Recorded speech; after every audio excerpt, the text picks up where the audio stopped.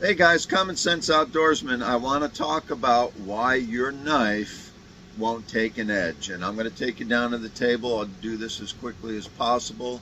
And I want to give you the number one reason why that may happen. Okay, here's just a drawing of some knife grinds and edges, okay? And so looking at this, it's like you're looking at your knife down the tip this way.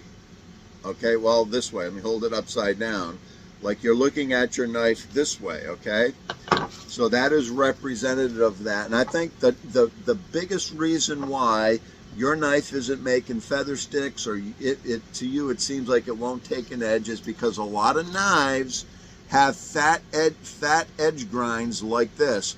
Look at those shoulders there on this hollow ground knife, and I use this one because it's exaggerated. These drawings are exaggerated, but because of that shoulder, even on the one in the middle, because it is more of an obtuse grind, that edge grind, because of these shoulders, you're not able to prevent the peak of your edge to the material and have it cut right. Because of these shoulders, you have a lot of resistance there. So what you need to do is take those shoulders down. A good example is this JXO cavalry knife.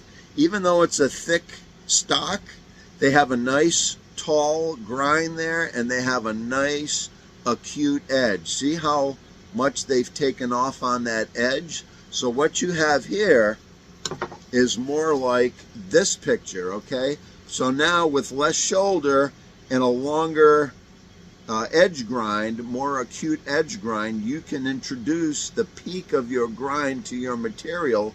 You're going to have a lot less resistance there, okay, to make that cut. Now, this is not the only reason why you think your knife grind won't take an edge, but this is probably the number one reason.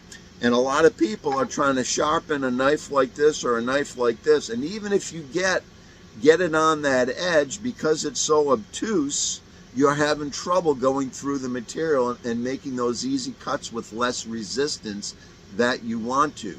That's not to say that even if this edge angle was 90 degrees, you can still sharpen that and cut paper. But when you try to cut harder paper, you're going to feel the resistance of these shoulders here. Okay, so the first thing you got to do, you got to take your knife and you have to concentrate on that edge shoulder, and you've got to take that shoulder down, okay, to make it a more of an acute edge. Okay, these shoulders here, you got to get rid of this shoulder. You've got some grinding to do, okay? Something like that. You've got to grind that stuff off. So at first you're not even sharpening your knife. You're actually doing some grind work, okay, before you can even begin to sharpen that edge to get to the peak of your knife, okay? And so when you present it to the stone, once you get rid of that shoulder, now you can lay that edge on your stone, and then you can finish off your sharpening and get a nice edge peak.